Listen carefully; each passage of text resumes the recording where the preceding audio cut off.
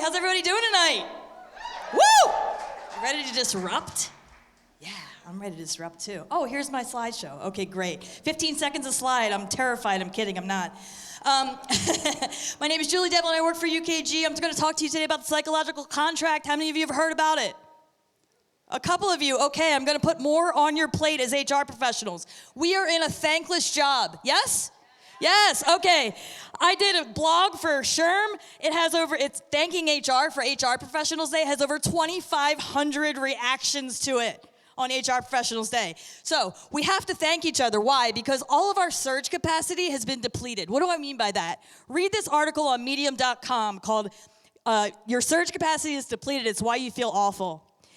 We have been through so much over these past couple of years, especially us as HR professionals, and it's made us ask questions. The question is, why are people the way that they are? Why are people the way that they are at work?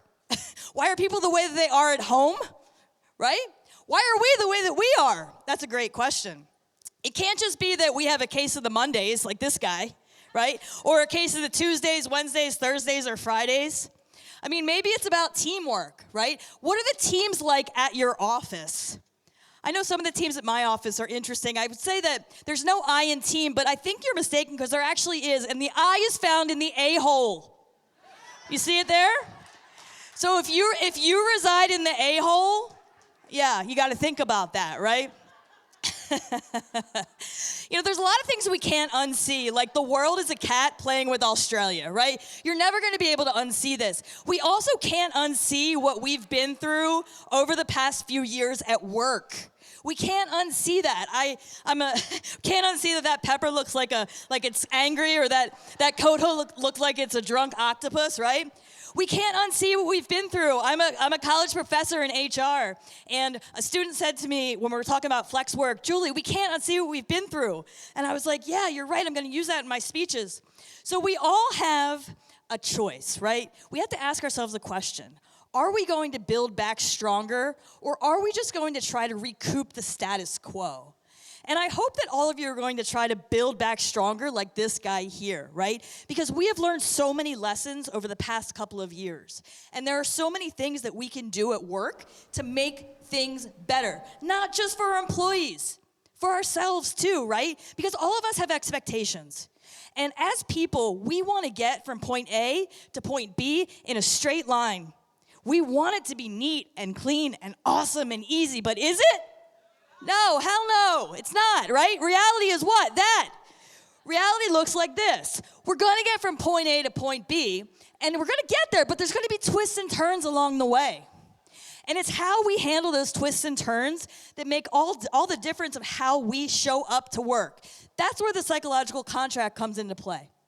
Psychological contract is the exchange relationship between the employee and the employer as it concerns mutual expectations of fairness and balance. All of us have a psychological contract. And here's the thing about it. It's written in invisible ink. You can't see it. You can't sign it. You can't notarize it. It's unstable. It's covert. It's imprecise. It's implicit. And it's dynamic as hell. It changes all the time. Something like a global pandemic changes it. Your employees are customers. No, the customer is not always right. But I will tell you this. Your employees have expectations, and their expectations are going to shape their experience. Their perceptions and where they've been in the past are going to shape their experience as well. There are tools that we can use. Number one, we don't want to be Catbert, the evil HR director, right? We want to be approachable as HR people. We want to make sure that we tell people, yes, this is actually a thing. Employees do have expectations. There's a lot of people that can violate the psychological contract. Managers, recruiters, coworkers, and your systems and processes. If you're constantly changing your systems and processes, that's not going to be a good time for your employees. You have to make sure that you're talking to them, that you're doing things like stay interviews. Why do we wait until the exit interview to ask people why they left? Why can't we talk to them when they're still an employee to ask them why they stay? We should re-recruit our employees. We should be transparent, and all of us, absolutely every one of us has a superpower in HR. That superpower is listening. Listening is our superpower. Hi, how are you? Everyone asks that every day. What if you demanded the truth from that question? Demanded the truth. Because feedback is HR's currency. And it's what we do with that feedback that makes all the difference for our employees' expectations and for our time in HR as well. So I'm going to end there.